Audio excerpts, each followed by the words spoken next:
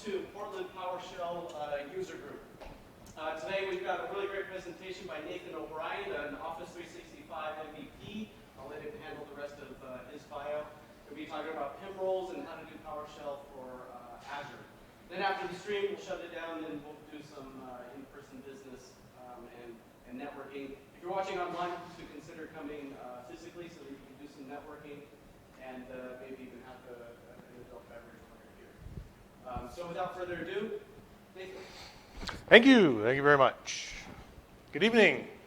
So, I am Nathan O'Brien.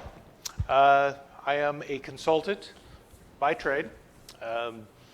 Email administrator, sort of growing up. Started as a Banyan Vines administrator in the Marine Corps almost 30 years ago.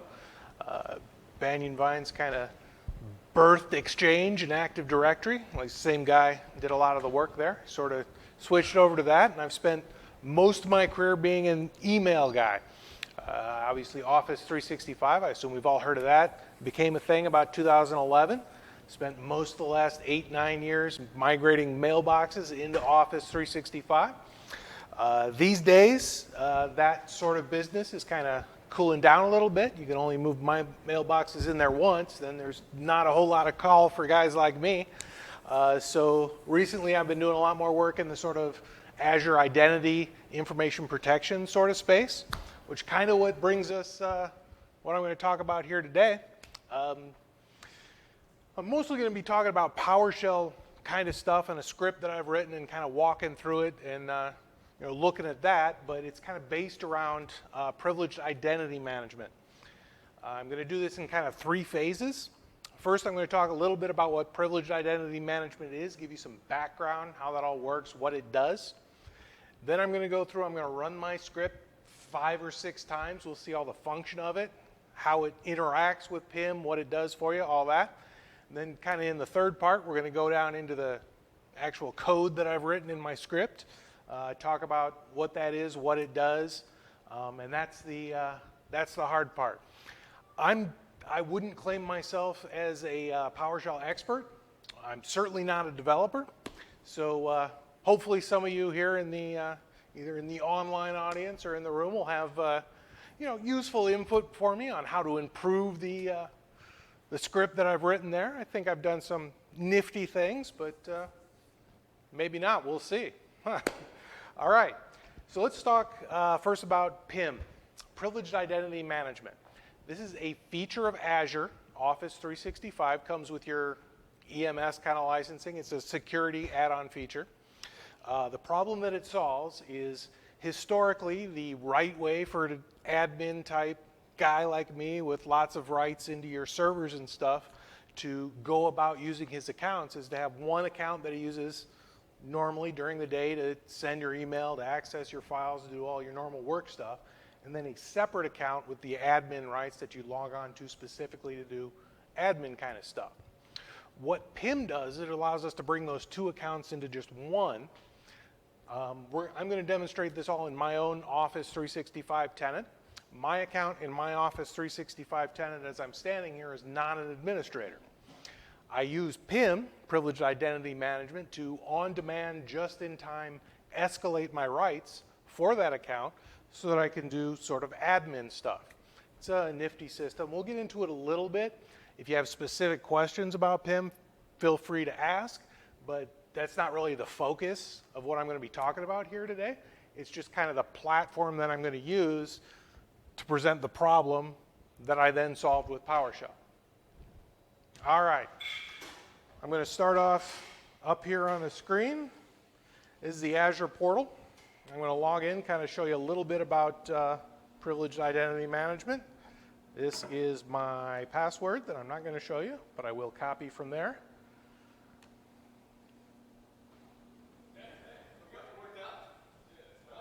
I didn't have to put in my password because domain join, Azure domain join computer, all that cool stuff. So here's privileged identity management. So this is the problem that I'm solving. I want to activate a PIM role. I want to make it quick and easy for me. I'm going to kind of go through it the traditional way for you. First of all, here you can see my roles. Loads up. These are roles that are available This would be roles that are already active. I'm going to activate the global administrator role. Here's me. Just hit the activate button. Have to give a reason for activation. I'll say work. Ask for a duration. 10 hours, that's fine. And then GUI goes through and activates it. Role's actually already active. I must have been playing with this earlier. All right, so that's kind of the basis of privileged identity management. There's a bunch of different settings, and you'll learn a little bit more about it as we go on. That's kind of, the GUI interaction with privileged identity management. Now I'm going to go and do much the same thing with PowerShell. Here is a wrong size PowerShell window because I changed the resolution on my screen. So this is PowerShell. I've launched it. I set this shortcut to always run as administrator. And you can see there I have it. I launch it in a specific folder. It's synced with OneDrive. I like to keep scripts that I'm going to use fairly regularly in here. Work off a bunch of different computers. I can use scripts in multiple places that way. The script that I'm going to talk about, it's called Activate PIM Role. It's in this directory. It's right there. So you can go ahead and launch that. First thing you're going to see is this script does have a required parameter of username. I launched the script without putting that in there, so it stops and asks for that.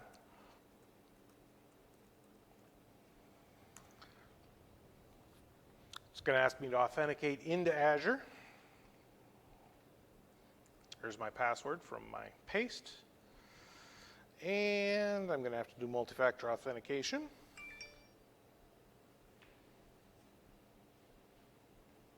Which I approve on my phone. And then the script authenticates me into privileged identity management, and we can see a little bit of information that it displays up here. First, it starts off because, again, my job as a consultant, I work at a bunch of different tenants all the time. I had a display up at the top there, user account that we're working with, and the tenant that we're in. More than once I've logged into the wrong tenant and been surprised about what's going on there, so I wanted to keep that information up there at the top. Next, I have it display all roles assigned to this account. You can see I have 4 roles for myself that are assigned within my own tenant. Security administrator, Intune service administrator, global administrator, and the interesting one is this last one, privileged role administrator. I set up this one like this on purpose for demonstration purposes today. This role is permanently assigned to my account. So it's not really subject to the sort of activation, deactivation. So right there below it, when it says I have current role active, I built the script to only deal with roles that are being activated and deactivated. It's ignoring the privileged role administrator role because that's not one that's going to be activated or deactivated. So what the script does here is it's asking if I want to disable an active role. I wanted to use just the one script to do a bunch of different stuff and make different decisions on what needs to be done based on the circumstances that I'm in. Script logged in, it saw that I'm currently active as a global administrator, so it assumes that I want to turn that role off. Handy in highly secure kind of situations where you don't want to leave your desk or company policy is turn off your roles immediately, that sort of thing.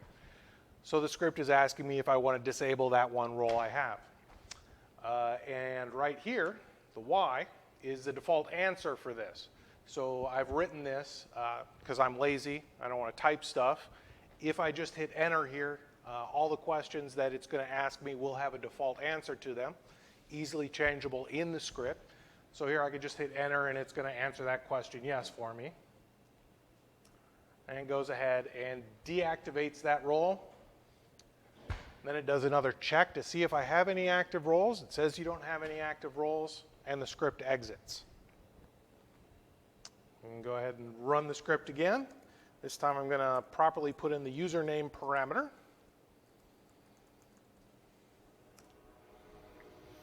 And you're going to watch me authenticate about 200 times. That'll be lots of fun. And I cleared my password out of the cache, so let me copy this again. Keep all my passwords in LastPass so I don't show you. I'm going to sign in. And again, I have to do the multi-factor authentication.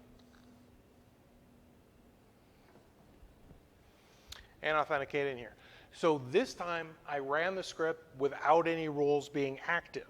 So what I wanted the script to do, again, displays the same information at the top, but it tells me now you don't have any roles active, and it changes its behavior and asks me if I want to activate a role. Again, I have that default answer there of yes, so I can go ahead and hit enter. Now the script brings up this lovely little chooser box where I can choose one or more roles to activate. Seems like a lovely idea. I'm going to choose two roles, Security Administrator and Global Administrator at the same time, just for demonstration purposes that the script handles multiple roles just fine. Choose those two roles. Now, privileged identity management, one of the things about it is you can justify why you're activating those roles, so it asks for a reason why you're activating this role. I put that question in there, and I put a default answer of work because I'm lazy and it's my tenant and I don't really have to justify myself to anybody, but I can, put whatever answer I want in here and it'll carry it through and that'll be logged. So I can change it, demo stuff, provide a duration for the activation. I put a default in of 8 hours, but again, you can change it. I can make it 5 for, this is activating for the Security Administrator role. I kind of didn't point that out. Provide a reason why you need the elevated role, Security Administrator. The script is activating that role, so it asked me about that one. Default duration, I put 5 hours, and then a ticket number. You can have a ticketing system that you can log the number that you're working on associated with each activation. Goes through, activates that role, and it'll do another, didn't do another authentication. Now it's going to activate the global admin role for me there. Again, 3 answers. Script goes through, and this time it tells me that I have 2 different roles. You can see they're active for 2 different amounts of time because I put a 5 in one and the default answer of 8 in the other. And what we'll get to a little bit later when I open up the script, I'm super proud of that part. It displays the time in the local time zone that your computer is set to. Anybody, if you work with Azure, everything, all the servers are set to GMT, Greenwich Mean Time. So you get the annoying response back of Greenwich Mean Time, which doesn't necessarily mean a whole lot. This script, it detects the time zone of the computer that you're in, translates time to that. So I can change my time zone. We can do that later if you want to see. And shows the time properly. I'm going to go ahead and deactivate those 2 roles. Password for 47th time.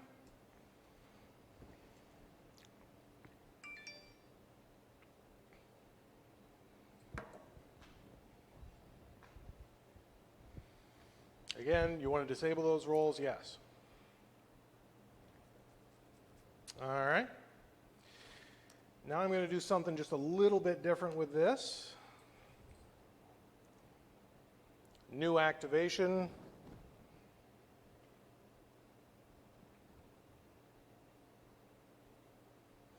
Okay, so it asked me if I want to activate a role. I have set the Intune Service Administrator role on here to need approval. Another feature of privileged identity management that you would use in probably a corporate setting. I can, as the administrator, maybe my boss has to approve me activating the roles so I can do my sort of admin stuff.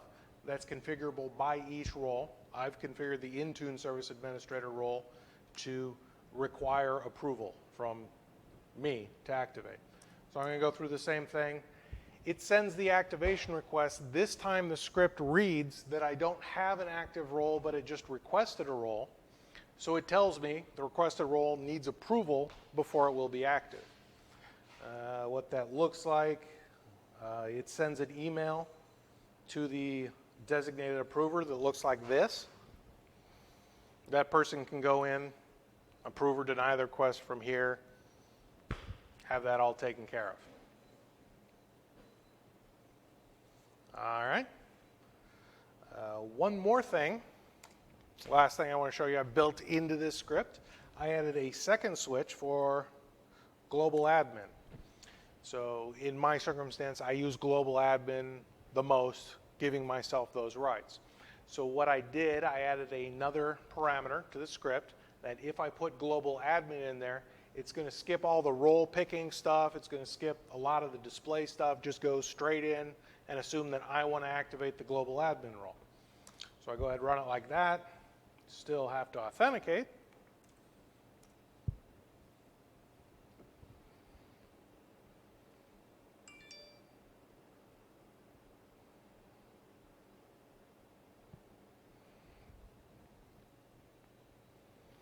Then once I do that, you see it skips displaying some of the information. It goes straight into why do you want to activate as a global administrator, duration for your activation. Quick shortcut into activating just that one role. So same script, different behavior, does different things depending on what you're looking for. Got all that? Questions, comments? Outstanding. We're all pretty quiet. Cool. Yeah. Actually, I have a couple of things. Sorry, I was writing something down. Go ahead. So I don't know much about the authentication between PowerShell and Azure. Mm-hmm. Is it possible that you can pass credentials that are tagged for authentication each time? Yes. So actually, I expected that question a little bit later, but it's cool. So I put in obviously I put the username. That's passing in for me. I could have the password also pass through for me. I didn't want to because that would be me typing my password either here directly on the screen, or I guess I could have a basic authentication prompt. I could call that, have that pop up, put it in there, do the text to secure text string kind of thing, translation, and have it go through like that. But in general, I just feel better about a security script not asking for your password 400 times, just leaving that to the Azure authentication prompt instead of PowerShell. And then the other question I had was, if it's not already an option, have you thought about adding parameters for the other prompts that you're going to just pass that each time in a single command? So you can say, like, pass the list of roles that you want in parameters, pass the list or pass the duration, and also pass the ticket number. So if you do that, it just uses the same ticket number, the same. Yeah, I've kind of considered the ways I could make it a little bit lazier, like around that sort of thing. Well, more efficient, yeah. Efficiency is awesome. At this point, I kind of wanted to keep it general use. That seemed like a decent compromise to me, but I'm absolutely open to those sort of comments, or if this ends up being the sort of thing that you want to use, as I'm going to show you here right now. Here's my blog. My blog, mcsmlab.com, activate PIM role. I have put this up on GitHub. You can find it there on GitHub, so obviously you coder type people are aware that this is a repository for sharing code type stuff. Anybody could go in here, they could make a branch, they can make their own kind of version of this. It's a handy coder guy tool. I'm explaining for those who have no idea what that is. Anything else before we? Do you find like email is like the simplest way to do the approvals? You look into like doing like Teams or Slack or send approvals? So that's built into PIM, Privileged Identity Management. I didn't write any code for that. But yes, email is probably the simplest way to do that so far. I wouldn't be surprised if Microsoft at some point gives you an option to have a kind of Teams pop-up notification for that sort of thing. And seems like a reasonable idea, something I'll bring up with the product group and maybe suggest such a thing. See, it seems like a reasonable idea to have the boss get a little Teams pop-up on their chat that they can just. Yeah, I've been hearing that for 30 years or so now. I don't believe it, but all right. Let's look at the actual code here a little bit. So if any of you have computers, any of you, obviously you guys have computers. If you want to follow along and look at the code yourself, again, it's on GitHub. Activate PIM roles under MCSM Lab there. All right. So let's take a look at what I've written in the code here. Again, I do not in any way, shape, or form consider myself to be a PowerShell expert. I'm definitely not a programmer. I am more than open to suggestions on ways to do stuff better, stronger, faster, smarter, any of that nonsense. All right, so right here at the top of the script, it's always a good idea to put comments, information about your script kind of up there at the top where people can get an idea of what your thoughts are. There's different formats that people will use for this sort of nonsense. I like to do it like this. For those of you that aren't aware, when you put information in the script at the top like this, PowerShell has a super handy little thing that I'm not typing very well called get help that will give you help files about any PowerShell commandlet that's out there. And it also works for scripts that dudes like me write if you format the information like that. So if I do get help and then my script name, you'll see it pulls up information from here. Related links comes from this link thing. Description comes from description. All that. I could do get help full. There's the examples. Come from the example that I put in here. All my notes about the script are copied in there to the get help file. Parameters come from these parameters. So I like to do it that way. Makes it high speed. Any questions about that? Anything? Comments? Moving on. So from that help information at the top of the script, next we have the parameters that I used in creating or in activating the script and all that. First one here, line 42, commandlet binding. For those of you that aren't aware, puts in general use sort of parameters, verbose, debug, that sort of thing. I just put it in there because it's probably a good idea. I'll never use any of that nonsense with this, but probably a good idea to put that commandlet binding in your parameters. Here are the two parameters that I have defined and used for this script in here. This mandatory here, you can see that the username is mandatory. That's why the first time I ran that script without adding the username parameter, it stopped and asked me to put that in. That is a string, so that means it can be any combination of letters and numbers, that sort of stuff. Here we're using it for my username. The other parameter is not mandatory. It is a switch, and it's global admin. So switch just means if it's there, it's going to change the behavior of the script in some way. If it's not, runs normally.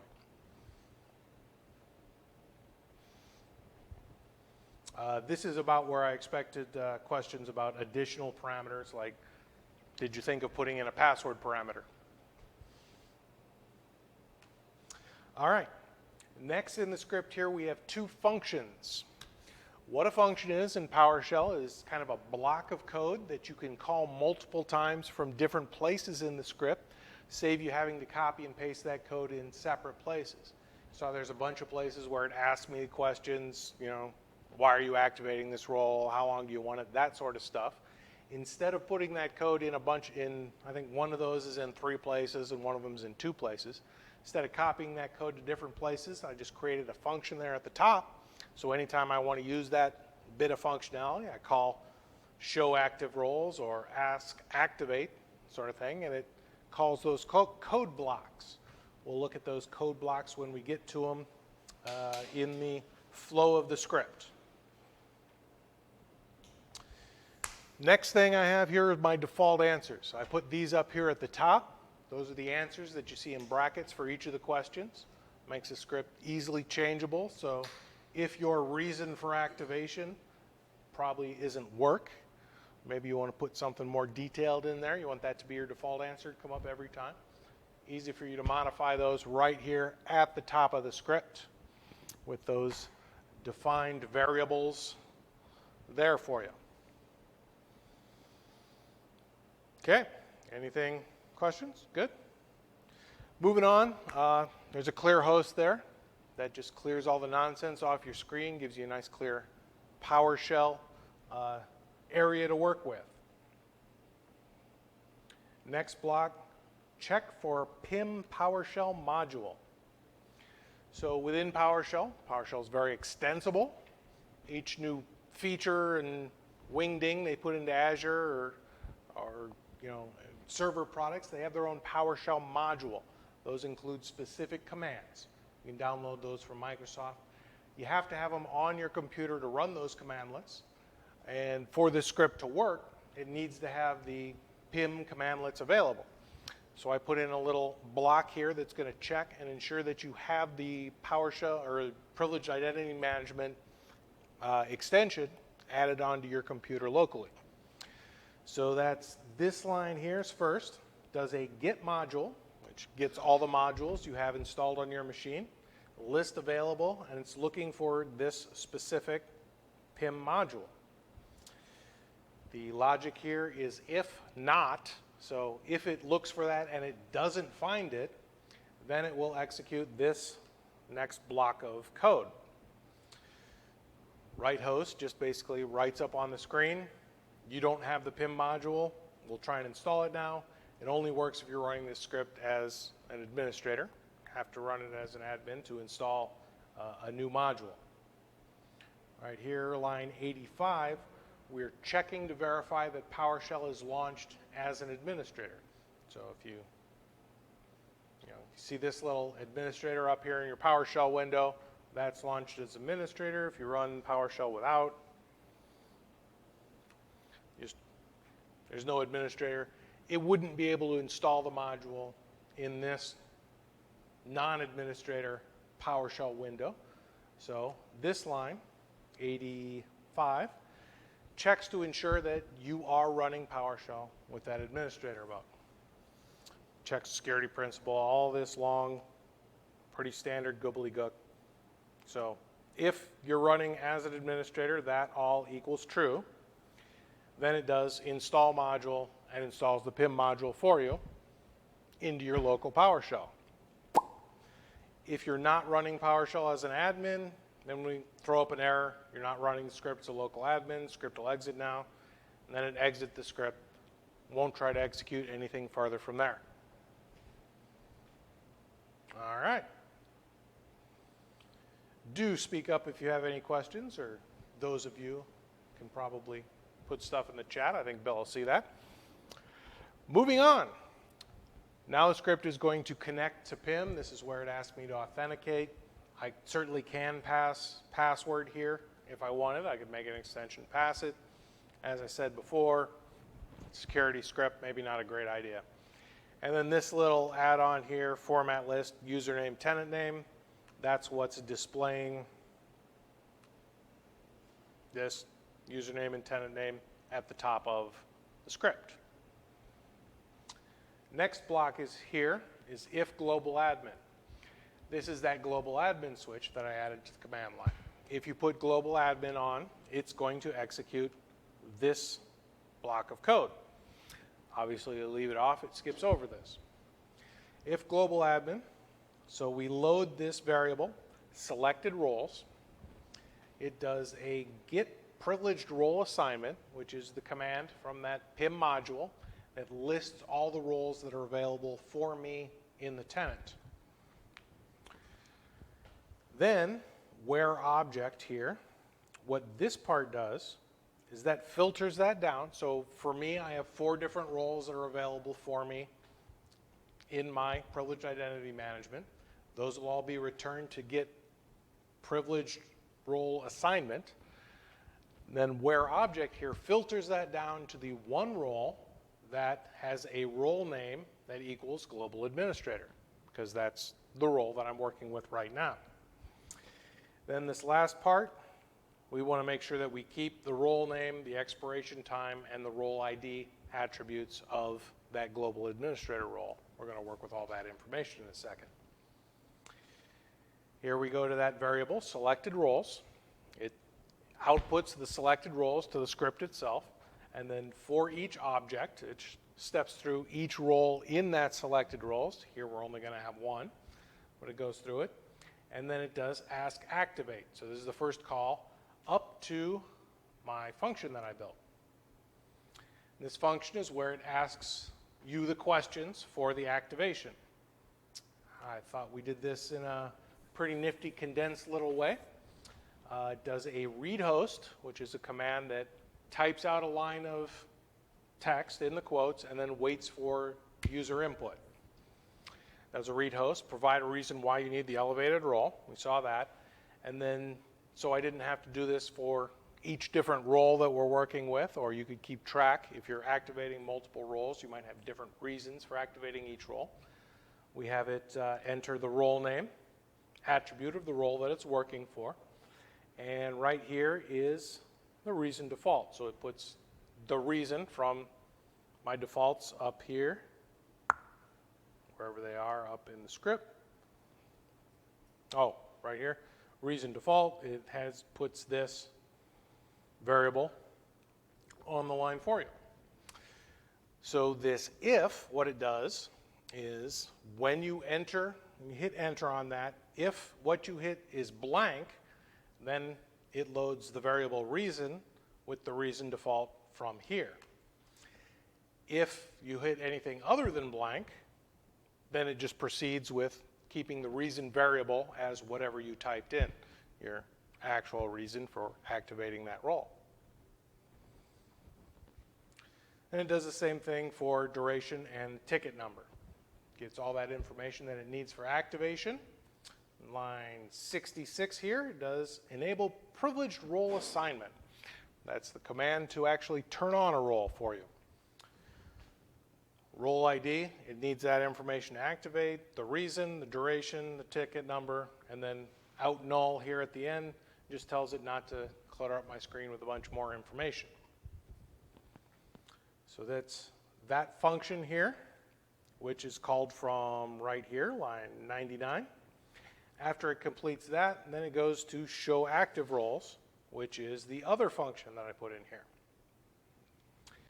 This is built to grab the roles that you have that are active currently for your account, and that's what displays, this part here, this role that you have active. What it does, so it gets the current roles, does that get privileged role assignment again. Same command, returns those 4 roles that I have available to my account. This time we do the where object to filter it down, but I filtered it down just to expiration time.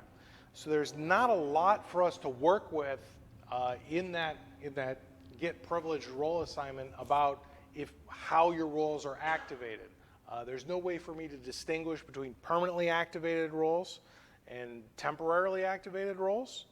So what I did here is I pulled all the roles that have an expiration time. That's the best way I could distinguish between, leaves out that service administrator, whatever the role I have that's permanently active. That way I could filter around that, not have to worry about that one. We do a select object again, keep the information we need.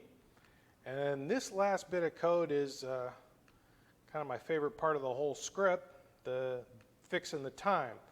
I went through all kinds of troubles, trial, and tribulation to get the time output right, because I hate that Zulu time. It doesn't ever mean anything for me.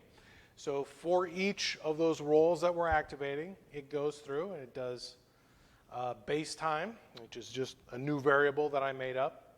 And this little date time is a super cool PowerShell thing. If you do that here, date time, it gives you a whole bunch of, actually we can do format list, get all of it. It gives you a whole bunch of information that you can use for fixing the time on your computer, in your scripts, makes stuff work so much better. So I use that little date time function. I took the expiration time that's at this point currently in GMT, Zulu time, and then I made expiration time equal base time and returned the current item in the pipeline. So that does all the magic to correct the time from GMT to your local time. Works whatever the time zone is set on your computer. All right. Next, line 50, if not current roles. So if current roles is blank, then the script assumes that it tried to activate a role and there is a role that's waiting to be activated for somebody to approve it. So I told it to write out the role needs approval before it's active. Again, the PowerShell module for PIM doesn't return a status for roles that are waiting for activation for me to work with.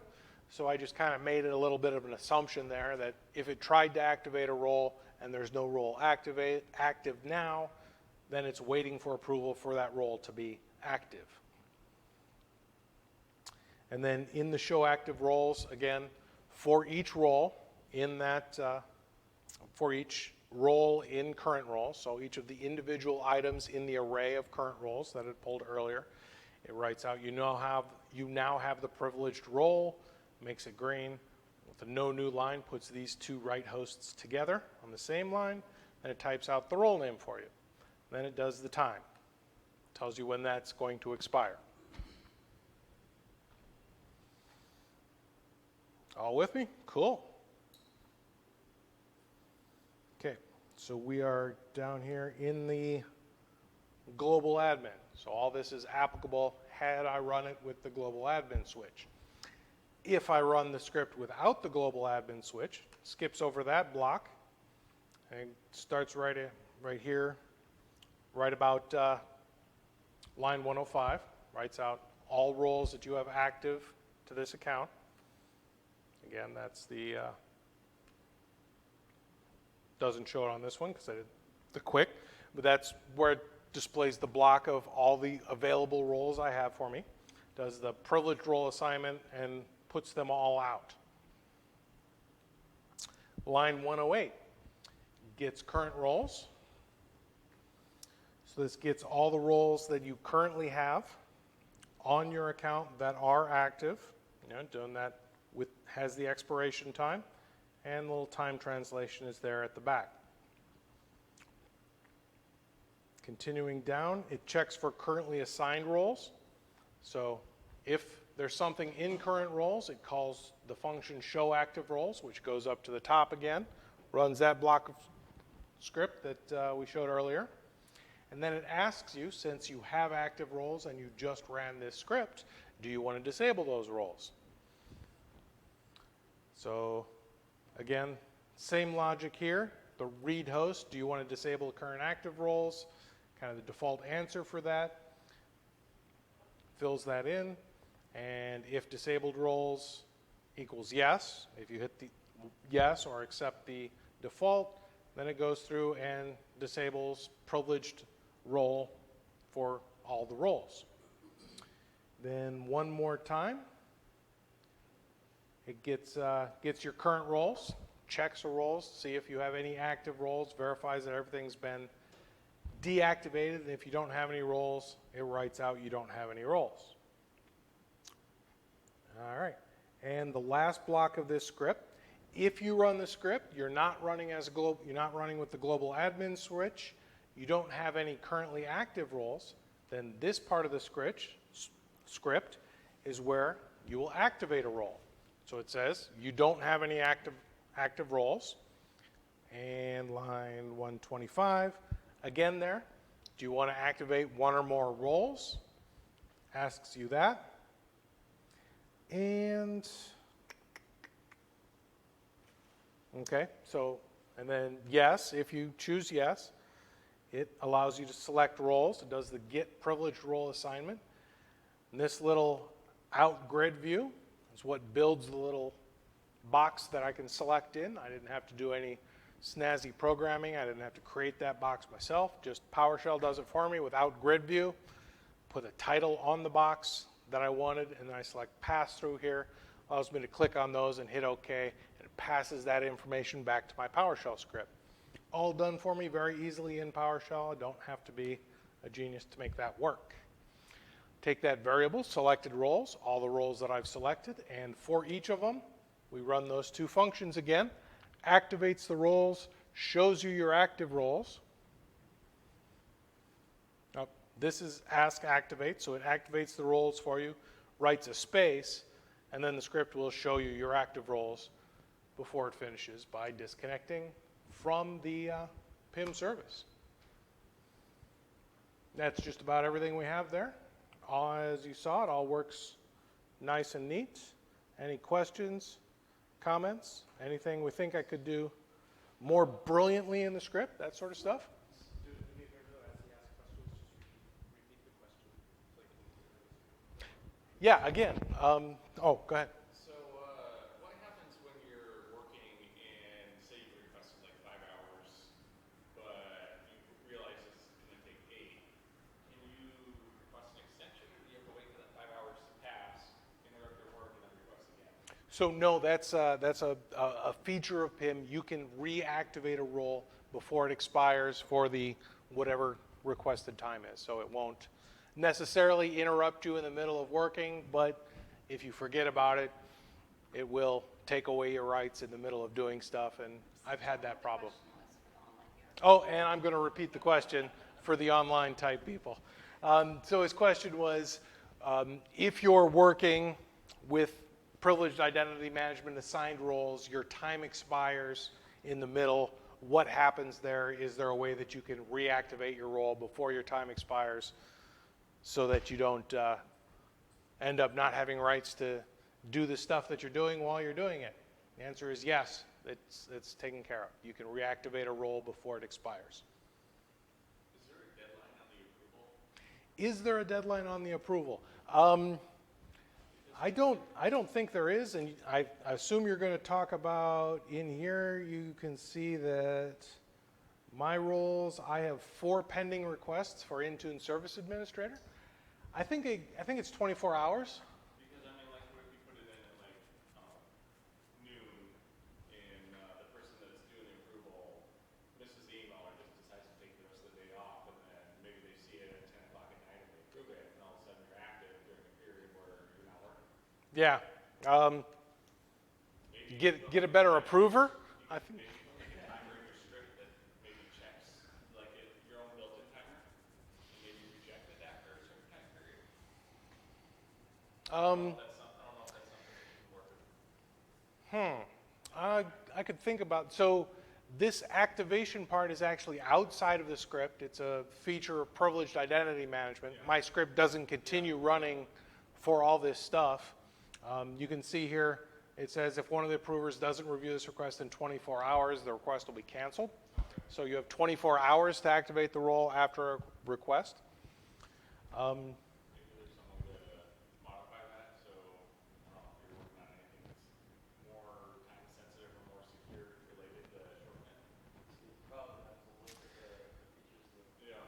Yeah, I think the solution there is to have better approvers or a better process within your company.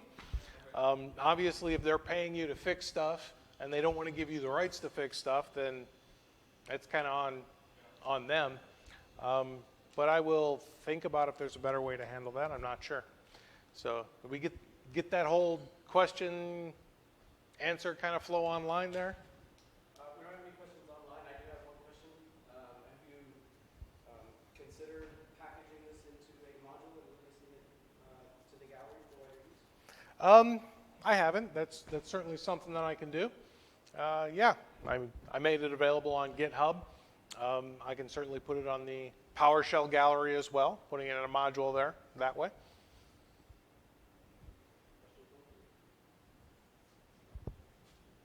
There was a part of your script where you required administrative rights to install the module, Mm-hmm. but are you installing the module in the scope of the current user? I certainly hope so. Let's see. Check for PIM PowerShell module.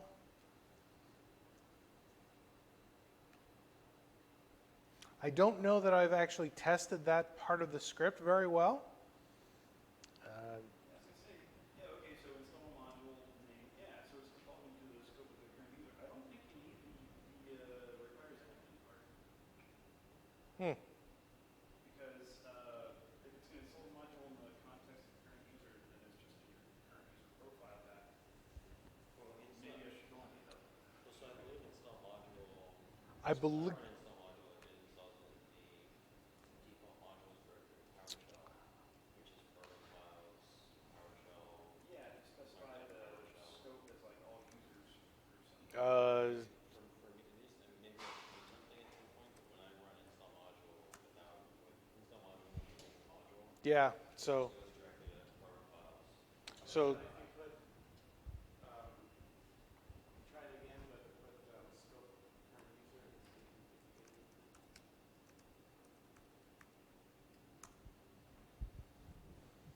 again. Specify. okay. So that's a easier way to fix that problem than all that gobbledygook that I put up there. Just put scope current user and it'll install with the rights of the current user. As long as you're a local administrator on that machine, it'll install the module for you. What you could do also potentially is, if you want to just remove all of that stuff just in your requirements for your script, just say, hey, you need to have this module on your machine already, Right. and then just have the user figure out how to install it themselves, or at least point them in the right direction, saying, hey, you need to run install module, blah, blah, blah. I put that in there mostly for demonstration purposes, and you know. But yeah, That's one thing that I work a lot with modules that I've been making is because I used to do exactly what you did there is like if I used a separate module that someone else made, I would try and install it for them and deal with all that. And it has become a huge headache trying to figure out like what everyone else is doing. And at this point I just say, hey, to run my script, you need this module, please install it before you run my module. yeah, And that seems to work pretty well. People seem to be able to follow that pretty well. yep. But I think at this point, if you don't have any more demo, what we'll do is I'll get the closer to the stream and we'll discuss all of it. Very good.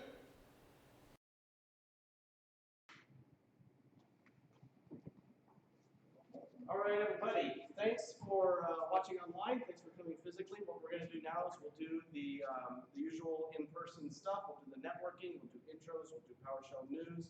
If you're watching online and any of that's interesting, please do consider coming physically next time. I want to say thanks to Nathan for coming and for giving a great presentation on this script that's solving a really great problem for him, and I hope it helps you solve some of your problems. I didn't know that PIM was even a thing. Honestly, I didn't know that this was a feature, and I certainly didn't know that there were PowerShell commandlets for it. And this is really exactly the kind of I just need to automate my day kind of stuff that is really kind of working a lot of magic for PowerShell users, really across the world. So I want to say thanks again for coming to present it, and we'll see everybody next time. Thanks a lot.